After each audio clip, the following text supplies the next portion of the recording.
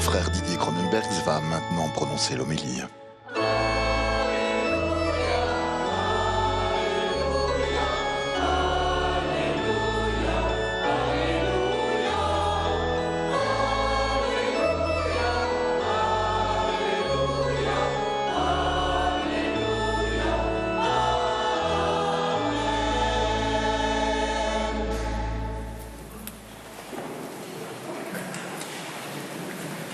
Il y a un phénomène étonnant dans notre société et qui va croissant ces dernières années. De plus en plus de personnes suivent moins l'actualité, voire plus du tout. C'est ce que des psychologues appellent aujourd'hui la fatigue informationnelle. Vu le flux constant d'actualités anxiogènes dans les médias et sur les réseaux, bien des personnes se protègent. À force d'informations qui nous stressent, on peut devenir insensible. Trop d'infos tue l'info. Nous ne sommes plus touchés, affectés par ce que nous voyons. Et souvent, une telle prise de distance n'est pas destinée à fuir la réalité, mais peut-être à ne pas devenir insensible à celle-ci. La lèpre, nous le savons, atteint d'abord la peau et lui fait perdre sa sensibilité. Et en ce sens, il y a bien des lèpres modernes et contagieuses qui affectent tout ce qui nous met en relation et ce que nous laissons voir de nous. Parce que la pression de l'apparence fait place à la dépression de notre être. Nous sommes alors mal dans notre peau. Lorsque de telles lèpres nous frappent, nous ne pouvons plus toucher et nous laisser toucher. Nous devenons insensibles, presque insensés. Nous prenons distance et nous perdons contact.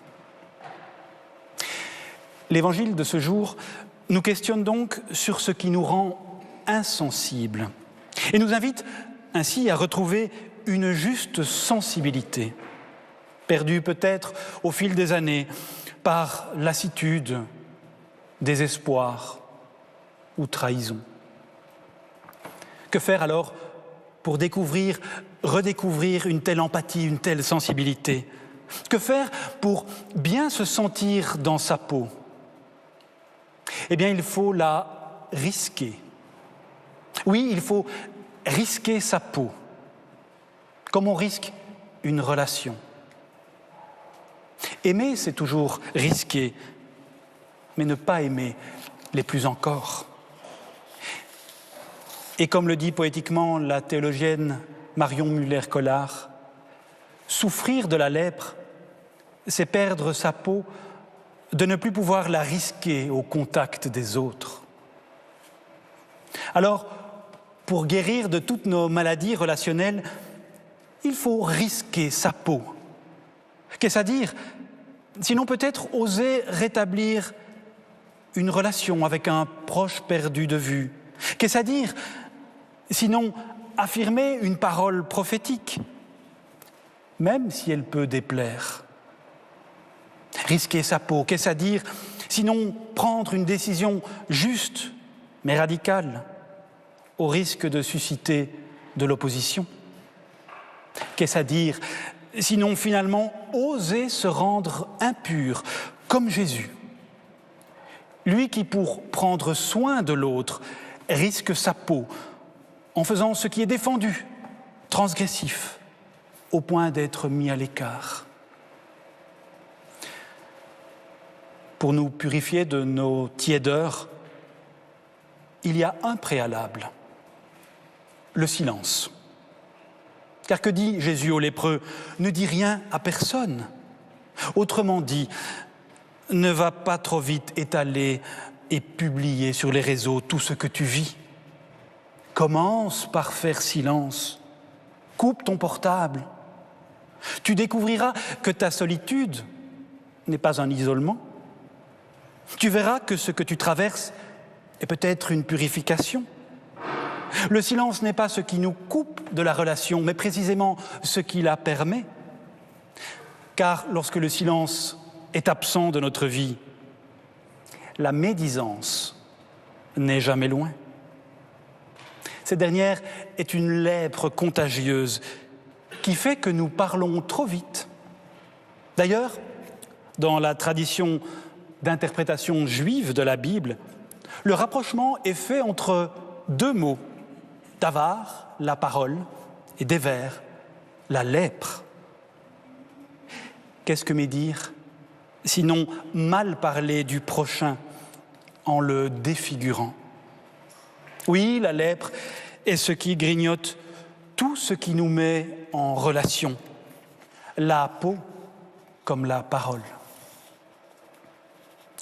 Alors si dans toute relation, le silence est nécessaire, il invite ensuite à l'action. Va ensuite te montrer, ce sera un témoignage, dit Jésus. Le silence et la prière n'ont de sens que s'ils s'épanouissent en gestes concrets d'empathie, posés non pour notre intérêt, comme dit saint Paul, mais celui de la multitude. C'est cela, le vrai soin, la sensibilité retrouvée. Nous sommes donc invités en ce dimanche à retrouver des relations ajustées, peut-être précisément dans tous nos lieux les plus menacés par notre insensibilité, la parole et le toucher. Car nous présumons souvent que les autres sont résistants à nos paroles et nous ne mettons pas un frein à notre langue au risque de les blesser, de les défigurer. Et dans un monde qui sexualise la tendresse, nous oublions aussi leur besoin vital de toucher, de contact, de caresse, de vraie tendresse. Alors, pour maintenir vive une telle empathie, saint Paul nous indique enfin un chemin pratique. Moi-même, dit-il, en toutes circonstances, je tâche de m'adapter à tout le monde. Voilà le critère décisif qui nous fait sortir de notre insensibilité, la faculté d'adaptation. Elle suppose le silence et elle nous invite à l'action, afin d'être sensible à ce à quoi l'autre est sensible. Non pour justifier ce qu'il fait, mais pour essayer de comprendre ce qu'il est. Alors, en ce dimanche de la santé, je nous souhaite de retrouver ou de cultiver plus encore une telle faculté d'adaptation à l'autre, d'ajustement à l'autre, pour que, par le silence de notre écoute et le soin de notre empathie, celles et ceux que nous rencontrerons se sentent mieux dans leur vie, bien dans leur peau. Amen.